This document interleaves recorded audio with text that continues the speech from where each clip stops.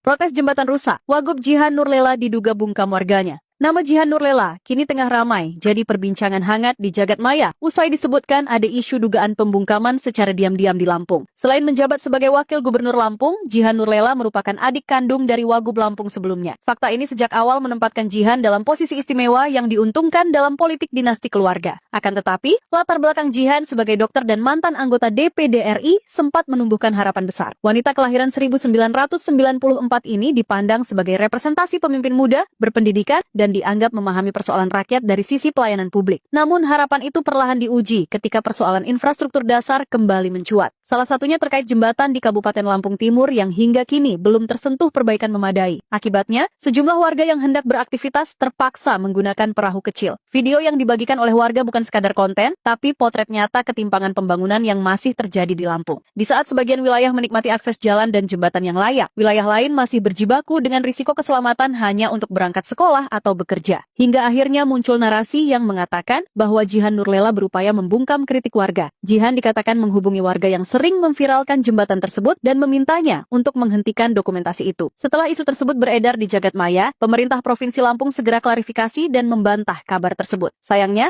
klarifikasi secepat kilat tersebut tak diimbangi dengan realisasi cepat dalam proses pembangunan jembatan tersebut. Gubernur Lampung, Rahmat Mirzani mengatakan bahwa jembatan Kalipasir merupakan kewenangan pemerintah Kabupaten Lampung Timur. Menurutnya, pembangunan jembatan permanen butuh perencanaan teknik matang dan biaya besar sekitar 70 miliar rupiah. Hal itu karena infrastruktur tersebut untuk jangka panjang, bukan sekadar sarana penyeberangan sementara. Sehingga Pemprov Lampung meminta warganya untuk bersabar karena pembangunan dilakukan secara bertahap. Kini, masyarakat hanya butuh langkah konkret karena aktivitas sehari-hari tak mungkin ditunda. Tak ada sosialisasi atau pemberitahuan yang jelas jembatan tersebut diperbaiki kapan, sehingga sangat wajar masyarakat mempertanyakannya. Setelah viral, Pemprov Lampung seperti gerak cepat untuk klarifikasi dan mencari alasan supaya warganya bisa bersabar. Bagi warga Lampung, klarifikasi tersebut bukan hal baru, karena pemerintahan sebelumnya juga seperti itu, dan janji itu tak terwujud hingga habis masa jabatan pemimpin sebelumnya.